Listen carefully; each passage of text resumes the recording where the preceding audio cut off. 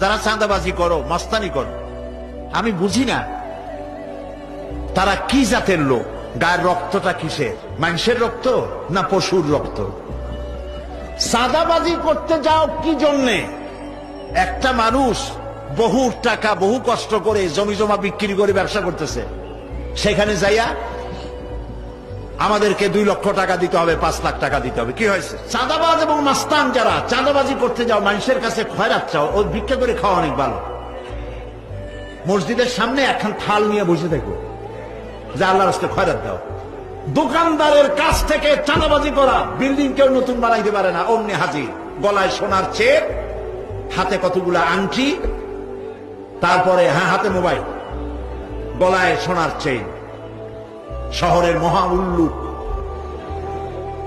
জানোয়ার বলতেছে এখানে ইট ফেলাইতে পারবে না, রড দিতে পারবে না আমাদেরকে চান্দানা দিয়া। এটা কি মানুষ?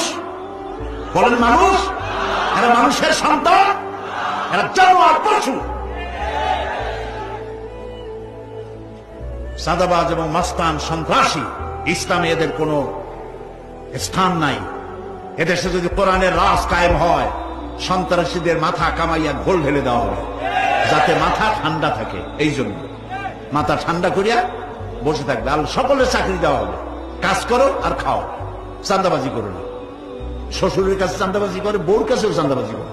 এত বড় লক্ষ্মী ছাড়া বউরে যায় বলে আমার হিরোইন খাওয়ার পয়সা দিবি। পত্রিকা আসতে আসতে না ভাই, কত বড় শয়তান বউর কাছে চাঁদা চায়। আল্লাহ এই সব চাঁদাবাজ, মাস্তান, অপহরণকারী আর সন্ত্রাসী জানোয়ারদের হাত থেকে আল্লাহ এই দেশকে রক্ষা করুন। বলেন আমিন। চিল্লায় বলেন আমিন।